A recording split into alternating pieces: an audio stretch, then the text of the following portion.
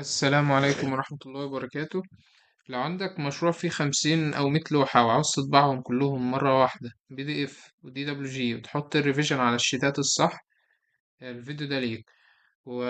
ولازم برضو تبقى منزل أداة دي روتس بروشيت وباي ريفيت. في الفيديو ده هنعمل الشيت ست، وبعد كده نحط عليها الريفيجن، وبعد كده نعمل طباعة. فأنا هعمل أول حاجة الست بتاعت الطباعة، فأروح على أمر برنت. بعد كده اختار الست، عمل ست جديدة، عمل ست بتاريخ النهاردة 2026، خليها 1/19، سميها كونسبت، واقول له اوكي. بعد كده اختار انها تبقى شيتات بس. بعد كده شيك اول، اخترت كل الشيتات معايا، اقول له سيف كرنت ست، سيلكت، اقول له كلوز ما تطبعش. وبعد كده هروح على فيو تاب، واعمل ريفيجن بتاريخ النهارده من خلال شيت كومبوزيشن. وبعد كده اروح على شيت ايشوز اند ريفيجن، واعمل ريفيجن بتاريخ النهارده نيوميريك، خليها مثلا كونسبت. بعدين التاريخ بتاع اخليه تاريخ النهارده 19/1/2026. بعد كده اقول له اوكي.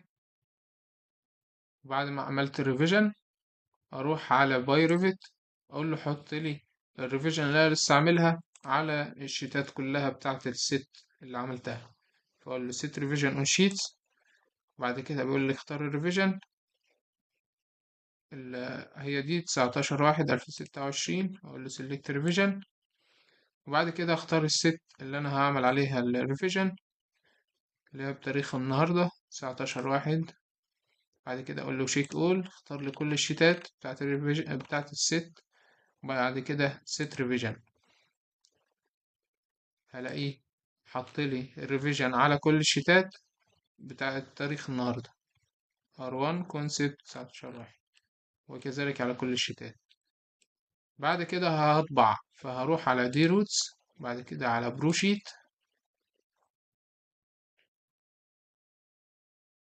بعد كده اختار الست بتاعتي.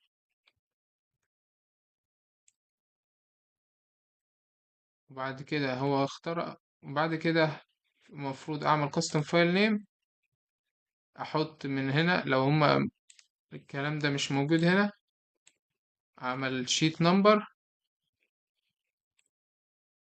وبعد كده sheet name عشان يسمي لي الشيتات بتاعتي بالنمبر بتاعها، وبعد كده النيم بتاعها.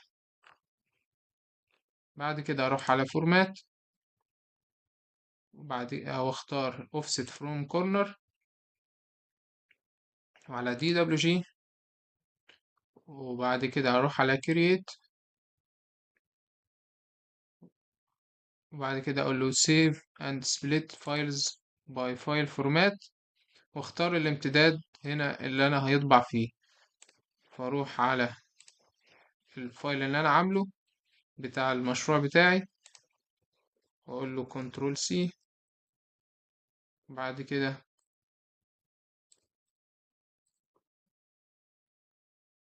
كنترول في، بعد كده create.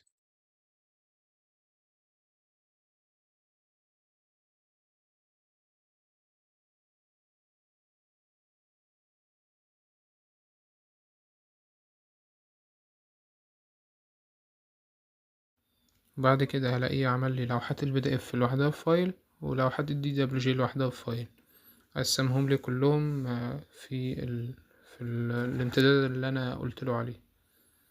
بس كده، والسلام عليكم ورحمة الله وبركاته.